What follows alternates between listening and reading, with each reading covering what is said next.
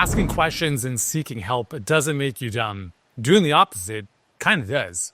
Welcome back to another episode of #Winning. Uriel Kim here, CEO and founder of Healthpreneur. And I want to share an interesting realization I had this week. I was talking with our team on our weekly sync, and we're, kind of reviewing things from 2024, getting the new year set up. And for me personally, my focus this year really is on communication and accountability.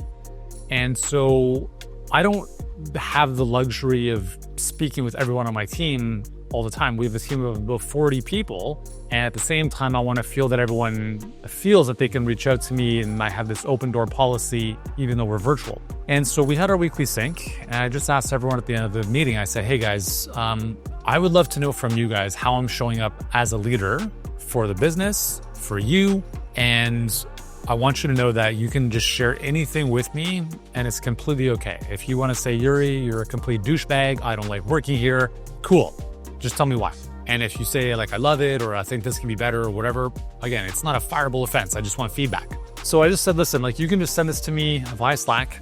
And so over the next couple of days, I started getting some feedback from various team members. And one thing I started to recognize was some of my team members, two things. One, didn't feel that they could reach out to me as much as I would have hoped. And I think part of that is because they felt that I was so busy that they didn't want to bother me.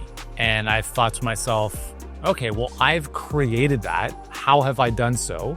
And let me articulate the importance of what I'd rather have instead, in terms of just hey guys, if you have an issue, or if you want me to, have my eyes on something, especially if you're reporting to me directly, just understand that it is my job to help you, right? That's what I'm here to do. You're not here to help me, kind of, but I'm here to help you. Kind of that servant leader mentality that I've always had for as far as I can remember. So I thought that was interesting. I was like, how did I create that? The second thing that came up was some of our team members felt that I didn't like them, or they were afraid of making a mistake. And I was like, shit, how have I created that? And I thought to myself, well, and also with their feedback, they're just like, well, listen, I get it. You're a very direct to the point type of guy. And I said, I am. And I can see how that can be construed as, Yuri is just maybe he doesn't like me, or maybe he's upset that I did something wrong.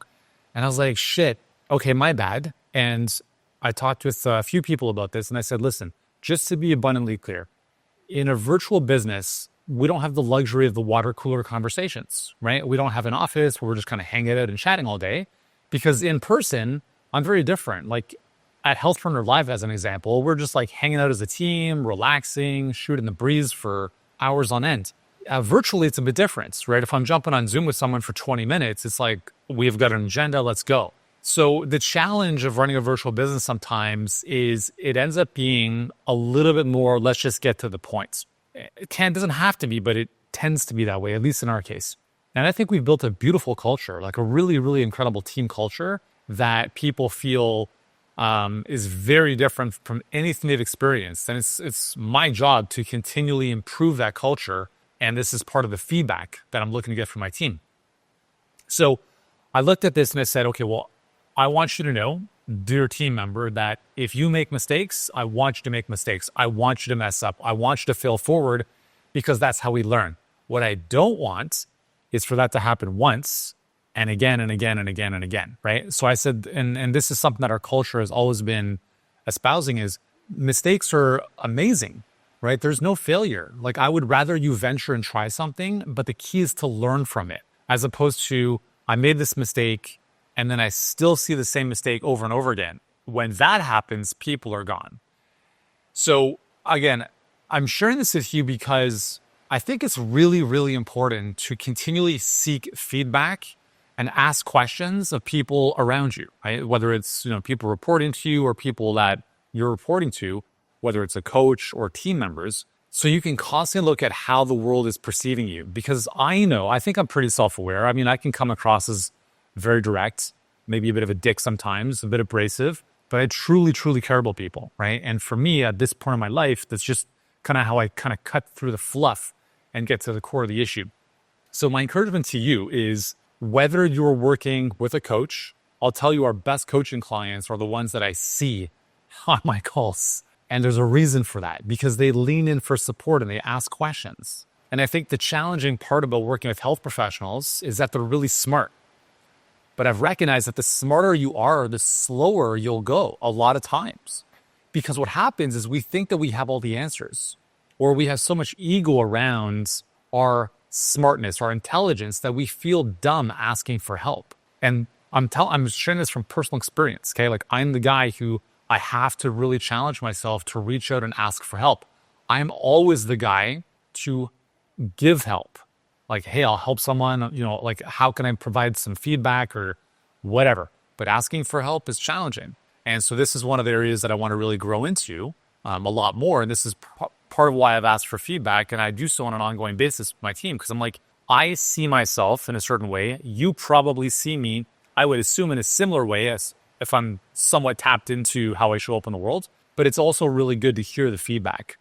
And so my encouragement to you is, if you're in a coaching program or working with a mentor, make sure you're the person showing up on the calls, leaning in for support, asking questions, but really importantly is taking that feedback and doing something, like taking action.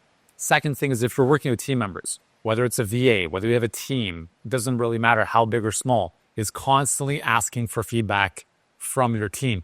But also with that, which is really important, is they are craving the same from you. So make sure you have a regular communication cadence with them, so you are giving them feedback about where they stand, what they're doing well, how they can improve. And I think that back and forth communication can solve so many problems. And it's not about having performance reviews on a quarterly basis. It's about having these conversations weekly, monthly, at the latest, so that people are constantly getting feedback, as well as you, and constantly making these adjustments. In our coaching program, in our HBA Health Business Accelerator program, we offer 5 to 7 coaching calls per day.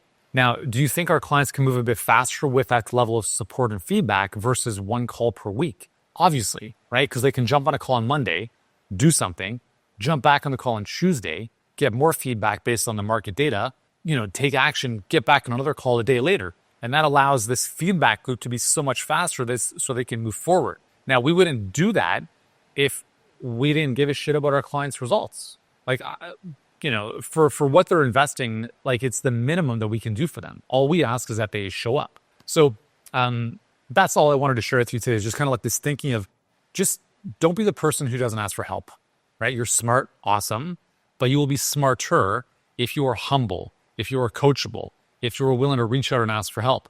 Because I'll tell you this, the most successful people that I know are the most humble. They are self-deprecating. They're like, I don't know anything. I'm probably missing something. And it's the people who this is the fucking frustrating thing. It's the people who have the least amount of money, who struggle the most, who think they have it all figured out. Those are the people who are not asking for help, because they think they have it all dialed in, and they barely do. And it's just this weird dichotomy. So if you're in that boat, you're the person who's struggling, just understand that you recognizing that you don't have all the answers and asking for help and asking questions and showing up as humble and coachable literally puts you on a track to becoming successful. It's really that simple. So anyways, hopefully this video has found you well. If you've enjoyed it, subscribe to the channel. Let me know your thoughts in the comments below, and I'll see you in the next one. Do you ever have those moments of doubt where you're just about ready to throw in the towel? You're having a tough time sleeping at night. You're worried about making ends meet. Maybe you are having a tough time making payroll and you're like, how am I going to make this all work? Well, welcome to the world of running a business.